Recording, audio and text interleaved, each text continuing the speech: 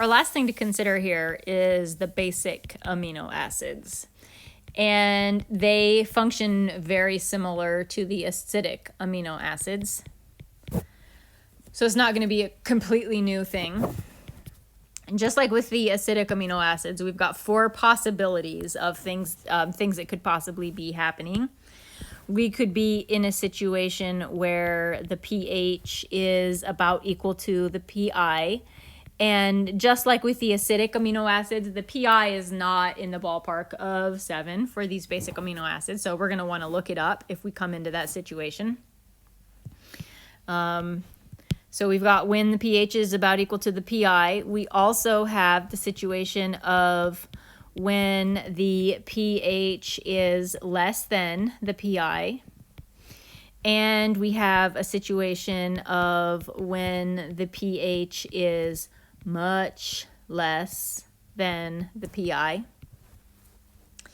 And so that is a little bit different than with the acidic amino acids. When we were doing the much different thing for the acidic amino acids, it was the other way around. It was when the pH was much greater than the pI. Now it's when the pH is much less than the pI. And then the last situation for us to consider is when the pH is any amount greater than the pI. So when the pH is about equal to the pI, this is when we have the Zwitter ion. Regardless of what the pH is, we have the Zwitter ion form. And so that means that we will have the amino group and the acid group with their charges. So we're going to have COO minus and we're going to have NH3 plus. The R group of the amino acid needs to be neutral.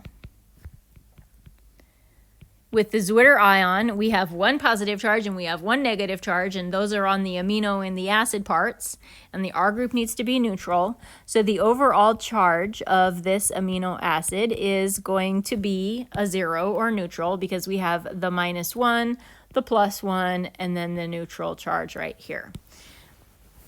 And so let's draw. This time I'm going to draw them over on the side here so we don't have to keep scrolling around.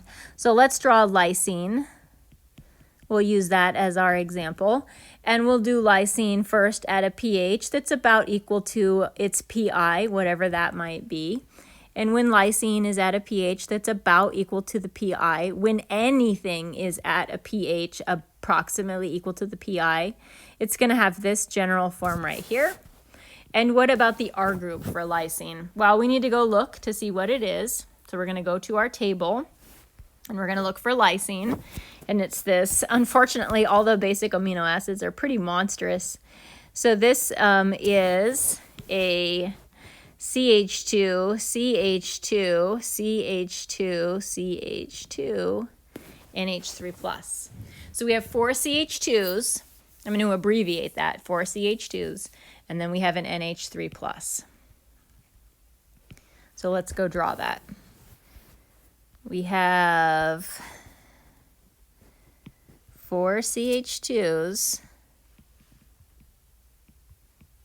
And then we have an NH3+, but hold your horses. You're not allowed to have a charge on your R group at this particular pH. The R group has to be neutral.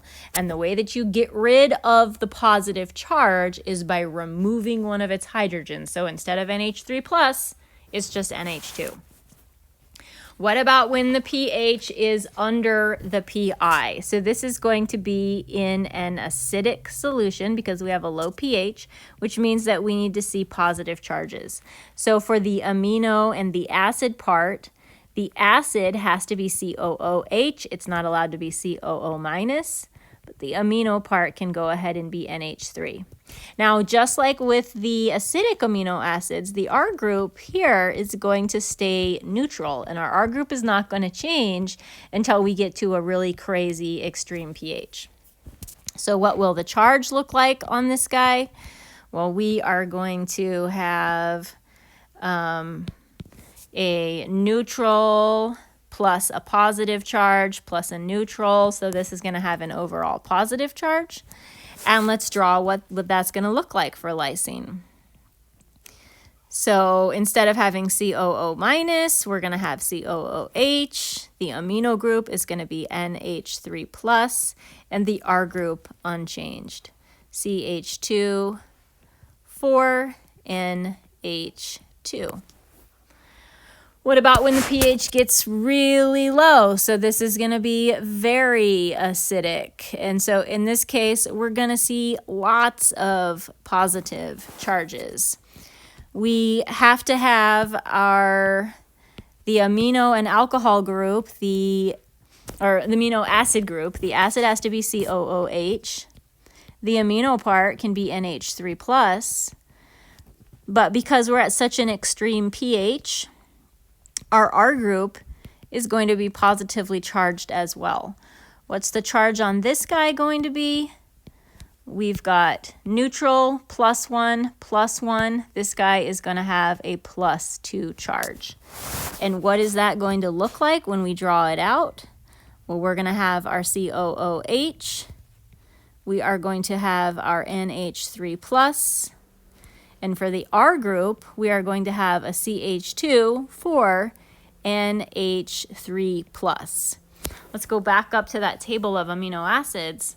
When you're looking at the table of amino acids, remember I told you the R groups for the amino acids are being drawn in their extreme pH form. So this is the form of this amino acid when it is in its very acidic pH. And same with this guy over here. Those are the very acidic pH forms. So we've got one more situation for this amino acid, and that is when the pH is high. So this is a basic solution, which means we're allowed to only see negative charges. So our amino group is going to be COO minus.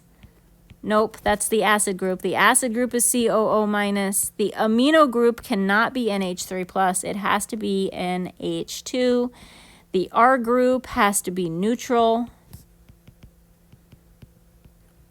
The charge on this guy in this form is a -1. And let's draw what that guy would look like. COO minus, NH2, CH2, 4NH2.